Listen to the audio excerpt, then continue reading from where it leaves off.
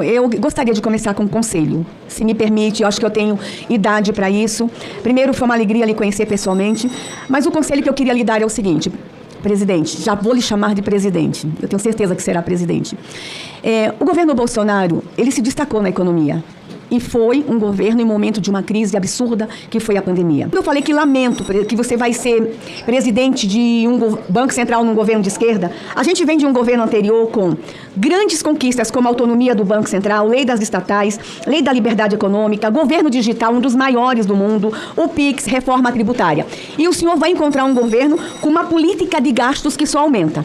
A minha pergunta é, o senhor pensa que a elevação do patamar da dívida pública nesse governo, o que o senhor pensa se em 2022 ela já estava em queda? O senhor concorda a respeito da avaliação sobre a piora da composição da dívida? Essa é a minha pergunta. Agradecer todos os conselhos da senadora Damares e do ponto de vista da composição da dívida, eu repito aquilo que eu disse, ela é uma gestão muito mais do Tesouro, é lógico que existe sempre a preocupação, a gente acompanha como se dão os reflexos para taxas de juros de longo prazo, a gente usa inclusive essas diferenciações que existem nesses títulos, que são esses títulos que são às vezes indexados à inflação e os que são com uma taxa de juros nominal fechada, para a gente ter a inflação que a gente chama de implícita como uma referência sobre as expectativas de inflação. Mas hoje a gente reage, como a gente diz na comunicação oficial ali, em função de como é que esse canal se transmite para as expectativas de inflação e para a inflação corrente. E quando a gente olha para a economia brasileira, ela dá sinais de estar num estágio diferente de boa parte das economias do mundo. Se a gente pegar, por exemplo, o início dos anos 2000, a gente tinha ali uma série de fatores que colaboravam. China crescendo, exportando desinflação, porque ela tinha ganhos de produtividade com bens industriais, e importando commodities. Estados Unidos e Europa com taxas de juros baixas, jogando liquidez no mundo. Hoje, se a gente vai olhar, o Japão está começando a subir juros depois de muito tempo. A China num processo de desaceleração econômica. Os Estados Unidos um pouco nessa discussão, se ele vai fazer, para usar a metáfora da aterrissagem, se ele vai fazer uma aterrissagem suave ou uma aterrissagem mais abrupta. A Europa também num processo de aceleração. Os dados que a gente vê do Brasil é o desemprego na mínima da série histórica. A gente vê a renda com um crescimento de acima de 12% desde o início de 2023 e provavelmente uma combinação entre inflação e desemprego que vai estar entre as melhores desde o início do Plano Real. A indústria no máximo da capacidade instalada nos últimos 11 anos, o serviço no máximo dos últimos 2, e assim sucessivamente a gente vai encontrar diversos dados que sugerem uma economia que não está num processo de desaceleração. É uma economia que parece apresentar pujante, né? Isso não é ruim, mas cabe ao Banco Central, a bola que o Banco Central tem que estar com o olho é na inflação. O que isso sugere ao Banco Central? Que a gente deve assistir um processo de desinflação mais lento e mais custoso. Como o Banco Central não cabe a ele correr risco, a função dele é ser mais conservador para garantir que a taxa de juros está no patamar necessário para se atingir a meta que foi definida.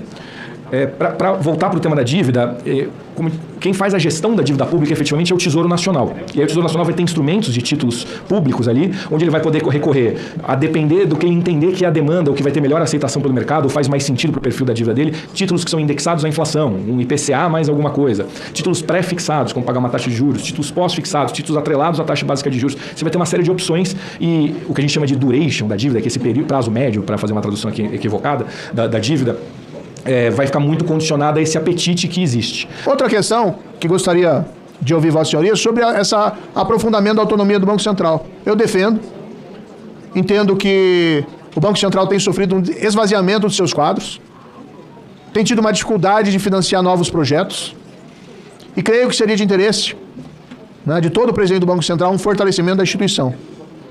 Minhas duas indagações a Vossa Senhoria. Eu adianto aqui que mais uma vez as críticas não só a Vossa Senhoria, mas ao governo que lhe indicou. Se conseguirá manter de fato a independência, mesmo frente às intenções do presidente Lula. Sua posição sobre o projeto.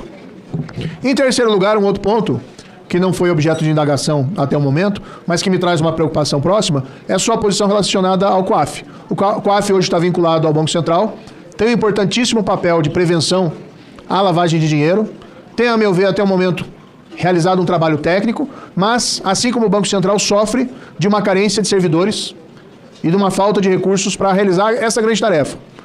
As questões que foram colocadas pelo senador Moro, como eu disse, eu realmente acho que é super importante que o Banco Central esteja disponível e toda instituição esteja disponível a discutir seu avanço institucional. Acho um avanço institucional relevante o que está sendo discutido hoje no Banco Central. É necessário a gente dar as condições necessárias para que as pessoas possam trabalhar, não só do ponto de vista remuneratório delas, mas da infraestrutura necessária. E entendo que hoje está se discutindo muito mais o formato que se dá essa discussão de uma evolução institucional, né? Acho que Não sei se cobri todas as perguntas ou deixei alguma pergunta. O COAF, perfeito. Concordo que o COAF entra nessa lógica, senador, de também ter uma necessidade, é sempre bom que ele possa ter um arcabouço que permita ele estar com os recursos necessários e a estrutura necessária, dada a relevância que ele tem, como o senador colocou bem, não só para as questões de lavagem